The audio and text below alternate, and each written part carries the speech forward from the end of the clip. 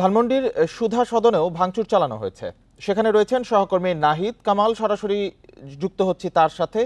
নাহিদ, সবশেষ পরিস্থিতি কি সে জায়গার? সুধা সদনে কখন হামলা চালানো হয়েছে? এখনো জনসমাগম সেখানে রয়েছে কিনা, কি পরিমাণে রয়েছে, সর্বশেষ জানাবেন। জি, ধানমন্ডির পাচেরেতে যে সাবেক মূলত পাচেরেতে যে শেখ হাসিনার যে বাড়িটি রয়েছে সেই বাড়িটির মধ্যে কিন্তু অগ্নিকাণ্ডের ঘটনা, এরই মধ্যেই বাড়িটি পুরো বাড়ি অগ্নিকাণ্ডে ছেয়ে গেছে। এবং এখনকার পরিস্থিতি যদি একটু দেখানোর চেষ্টা করি, সেটা হচ্ছে এখানে যেটি দেখা যাচ্ছে যে পুরো ভবনের ভেতরেই আসলে আগুন জ্বলছে, কিন্তু এখানে আসলে তেমন করে কিছু উৎসুক জনতা ছাড়া আর ভিতরে সামনে কেউ নেই। কারণ বেশিরভাগ মানুষ যারা এসেছেন আজকে 32-এ কিন্তু ভাঙচুর চালানো এবং বোলডোজার দিয়ে এখনো সেখানে ভাঙা চলছে। কিন্তু এর পরবর্তীতে আমরা যেটি দেখছি যে সুধা সদনে কিন্তু ঠিক এখন থেকে 40 থেকে 50 মিনিট আগে আমরা যেটি জানতে পেরেছি কে বা কারা এখানে পুরো ভবনে অগ্নিকাণ্ডে আগুন দিয়ে তারা সটকে পড়েছেন বেসিক্যালি, এবং ভেতরে কিন্তু দাউ দাউ করে আগুন জ্বলছে। এবং আগুনের সর্বশেষ পরিস্থিতি যদি আপনাকে একটু দেখানোর চেষ্টা করি, ভেতর থেকে কিন্তু আমরা দেখতে পাচ্ছি একেবারে ভেতরে থাকা কাঁচ থেকে শুরু করে অন্য যেসব জানালার গ্রিল এবং কাঁচ, বিশেষ করে অনেক কাঁচ ভেঙে নিচে পড়ছে। এবং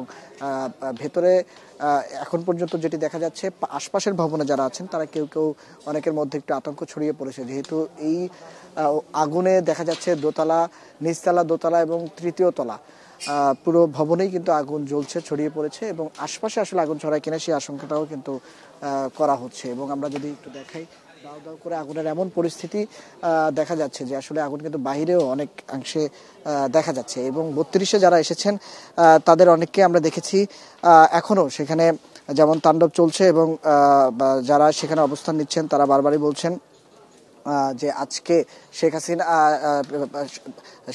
হাসিনা দেশ ছেড়ে পালানোর পর আজকে কিন্তু 6 মাস পূর্ণ হয়েছে। এবং তারপরে কিন্তু তারা সেখানে 32-এর সেখানে আজকের যে পরিস্থিতি, 32-এর যে চিহ্ন তারা সেটি নিশ্চিহ্ন করে দিতেই সেখানে এই হামলার চালানো হয়েছে বলে কিন্তু তারা জানিয়েছেন।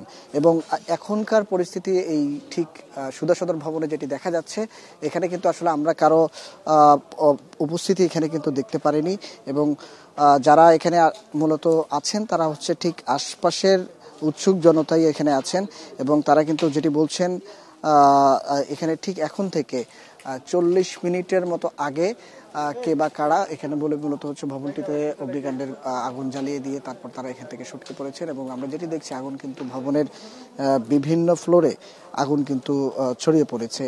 এবং সেখানে আমরা এখন পর্যন্ত এই দিকটাতে কিন্তু আসলে এখন যেখানে আছি সেখানে শুধু আশপাশের কিছু উৎসুক জনতাই আছেন, এবং উৎসুক জনতার বাইরে আর কারো কিন্তু এখানে উপস্থিতি কিন্তু আমরা এখানে দেখতে পাচ্ছি না।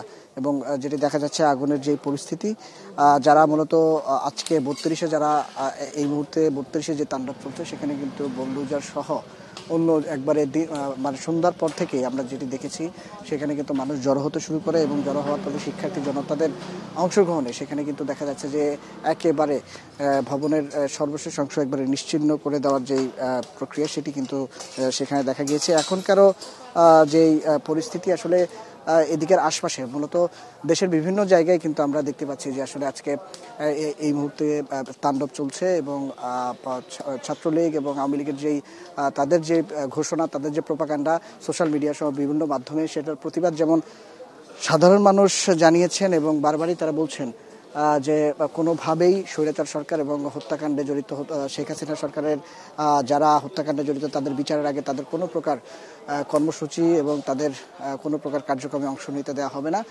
এমন দাবি করেই কিন্তু শিক্ষার্থী জনতারা আজকে মাঠে নেমেছেন। এবং তাদেরকে সর্বশেষ যতভাবে তাদেরকে প্রতিহত করা যায় সেই প্রতিহত ডাক কিন্তু তারা দিয়েছেন।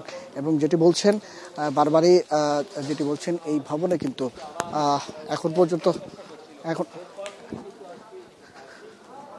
জি যেমনটা এখানে দেখতে পাচ্ছেন আগুন কিন্তু এখান থেকে দাউ দাউ করে জ্বলছে। এবং এখানে মূলত এই মুহূর্তে এখানে কিন্তু তেমন কেউ যারা মূলত অগ্নিকাণ্ড জ্বালিয়েছে তারা এখানে তেমন কেউ নেই। এখন আগুন জ্বলছে এখানে এখন পর্যন্ত, হয়তো আরো যেহেতু ধানমন্ডি 32-ও সেখানে তাণ্ডব চলছে, আমাদের আরেক সহকর্মীও কিন্তু সেখানে আছেন, সেখানকার পরিস্থিতি আমরা জানতে পারবো। সুধা সদনে এখনো আগুন জ্বলছে, সেখান থেকে জানাচ্ছিলেন সহকর্মী নাহিদ।